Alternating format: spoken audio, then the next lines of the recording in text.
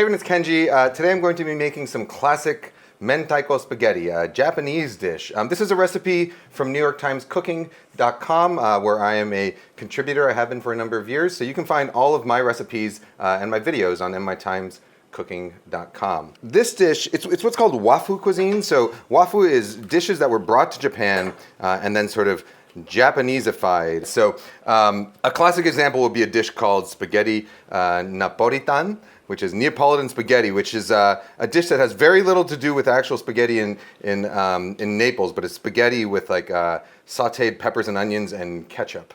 Another dish would be something like katsu, so like tonkatsu, which is a fried pork cutlet. Originally, obviously from Germany, Austria, but brought to Japan and then converted to a dish made with panko instead of regular breadcrumbs. So this is mentaiko. Mentaiko is salted pollock roe that also has a bit of sort of spiciness to it. There's a plain version that's not spicy called tarako, which is the one that I grew up with. My grandmother lived in the same apartment building as us in New York. We lived in 10J and she lived in 9J. And whenever we would go and sleep over at my grandmother's house, we would, me and my sisters would go sleep on a futon, a roll-out futon on her floor. And then in the morning, we would eat tarako that had been grilled over a little fire or sometimes done in a toaster oven over a bowl of rice. And I loved it. So I learned to eat salted cod roe from my grandmother. So you could say she was my role model. I still love it to this day. My kids also love tarako. Mentaiko is basically the same thing, but it has this one is sort of influenced by the Korean influence in Japan. So it's made a little bit spicy, and the word for mentaiko actually it's a sort of a Japanese-ification of the Korean word for pollock, which is I think myeongnan, but mentaiko. So it's spicy salted pollock roe. You can get it in Japanese or Korean markets. Oftentimes it'll be frozen. I've seen it fresh sometimes. When I was younger, we used to find it fresh all the time, but these days it's usually frozen. But it freezes really well and it defrosts. No! That was the spaghetti I threw up on the ceiling earlier. But it freezes really. It defrosts very easily and it doesn't really suffer from it. It's a really good, it's a great ingredient in a dish like this, spaghetti with mentaiko. But I also like to do things like add it to Japanese potato salad, or add it to, stir it into your cream cheese and put it on your bagels, or put it in the middle of an onigiri, which is a, like a Japanese rice ball. All right, so about 4 ounces of salted pollock roe of the mentaiko. We're going to put in about 4 tablespoons or so of creme fraiche. If you don't want to do creme fraiche, you can do a mix of half and half heavy cream and sour cream, and that'll work just fine. We're going to do about a tablespoon of extra virgin olive oil. Oh, I got my pasta water boiling over here, so I'm going to boil my pasta while I do this. I say this in virtually every pasta video I make, but I'm boiling my pasta in a saucepan instead of a tall pot. And the reason I do that is because I want the starch to be nice and concentrated. So I would do this the same way as if I was making a like a carbonara. I would do this if I was making a spaghetti alla gricia. I would do this. I was making amatriciana. I would do this. In fact, I can list every pasta dish because I would do this for pretty much all of them. You don't want to salt your pasta water too heavily when you're doing it like this because there's so little water in here that, and we're going to sort of reduce that pasta water down as the spaghetti cooks, and it could end up getting too salty. So season it about as salty as if you were to, say, cry a half cup of water and then fill the other half of the cup up with plain water. That's how half as salty as your tears is what it should be. All right, I'm gonna let that, this is bucatini. I'm gonna let that cook while I get the rest of my ingredients in here.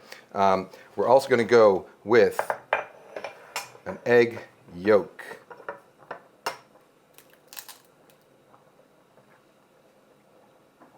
Single egg yolk. You're going to see in a lot of ways, actually, this dish is pretty similar to a carbonara.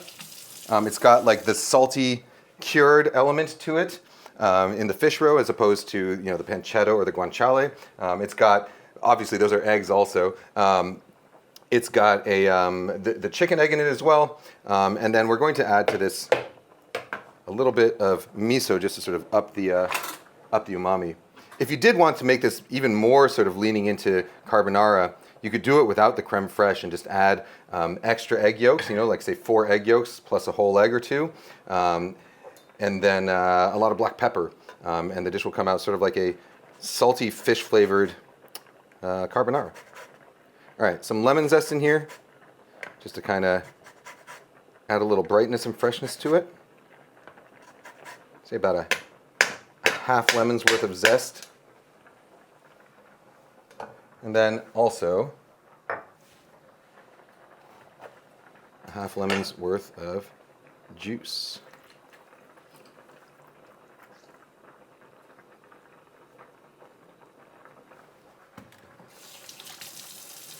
And that is basically it. So I'm going to rinse off my knife because it's a carbon steel knife, and if you leave acid sitting on it, it'll deeply discolor. What other stupid row jokes did we have? Romantic dinner for 2. Oh yes, yes. This is a perfect romantic dinner for 2. But it doesn't scale. But oh geez, Lena, it doesn't scale.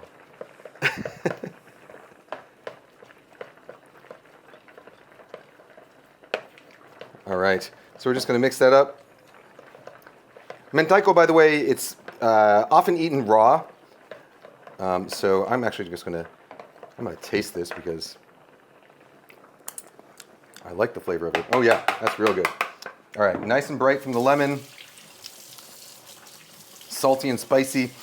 If all you can find is tarako, by the way, you can add like a pinch of chili flakes, a pinch of Korean chili flakes to it. That would be a really nice addition. It would make it sort of more similar to Mentaiko. But you can also just make this with tarako and it's fine.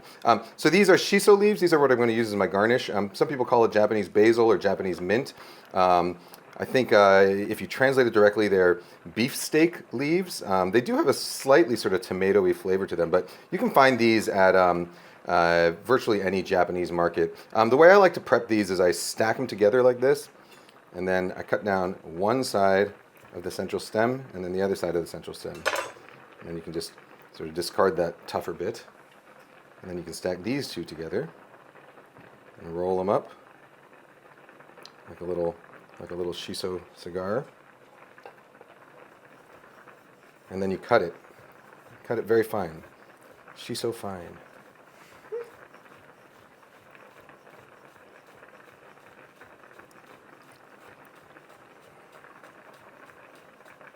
All right, and that's how you get a nice chiffonade of shiso. If you then want, you can reduce it to a mince if you want, or you can just give it sort of a rough chop. I'll leave it about like that, so you have a few sort of bigger pieces in there. All right, that is everything we need for this dish. Now all we're going to do is wait for this bucatini to finish cooking. I like to cook it a couple minutes less than the package time recommends, so this will probably take about 10 minutes till it's nearly at the point where it's done, and then I'll start checking it.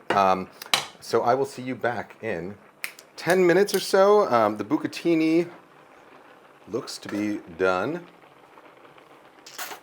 Oh yeah, perfect. All right, so now this is the hard part, spitting your bucatini into the bowl.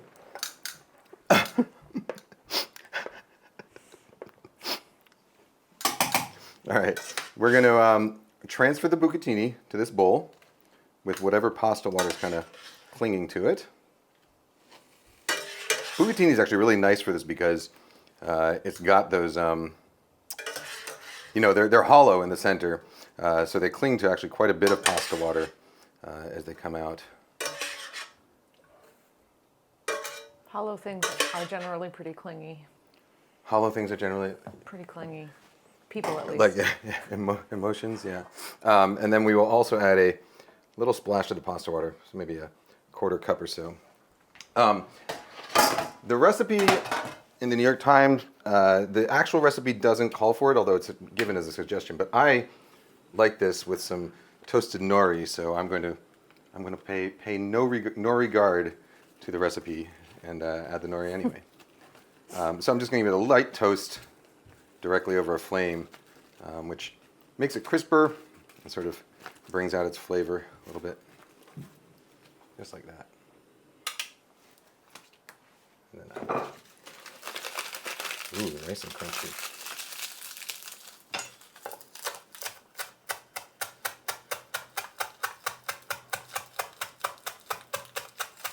Nori, I think, an underappreciated pasta topping. Anytime you're making like a seafood pasta, you should consider whether you want to finish it with nori or not. I think it goes great with like clam spaghetti. Goes well with like spaghetti with crab. Why did the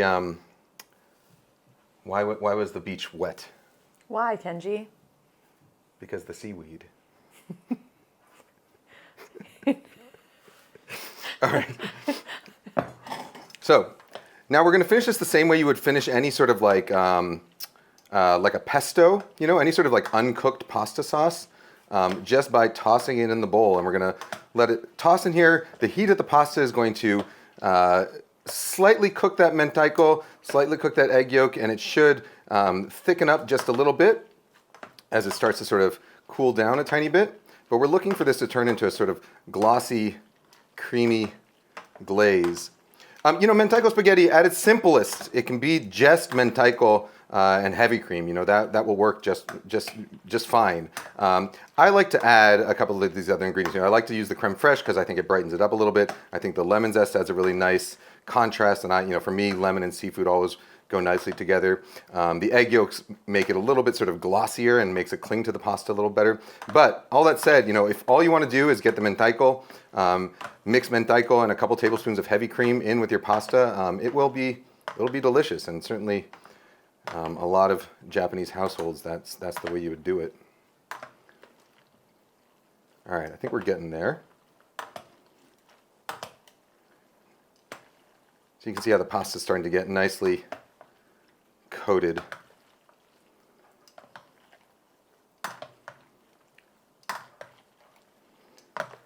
You know, and so once it's not sort of watery anymore at the bottom, once it sort of is, you know, like you can do it and it sort of flows out like lava, that's when you know you're pretty close to done. So it slowly pools down there. All right, let's plate some up and taste it.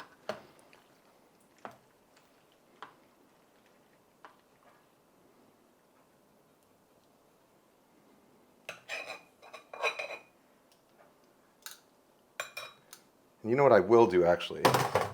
I'm going to, well, let's garnish it with a bit more of that shiso. A little bit more of that nori.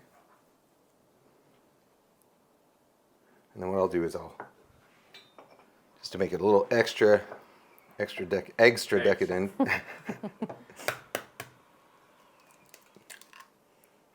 to add an extra. Come out of there, you chalice. Extra yolk to it. All right, let's poke the yolk. Poke that yolk.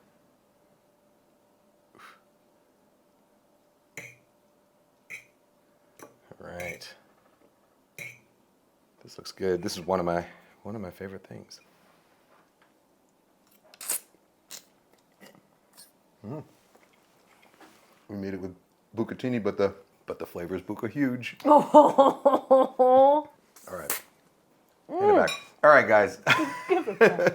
Mentaiko pasta, classic Wafu Japanese dish. We added an extra egg yolk and some nori to the New York Times cooking recipe, but you can get the basic recipe on NewYorkTimesCooking.com. Follow the link in the description, and it'll be there. All right, guys, gals, non-binary pals, see you later.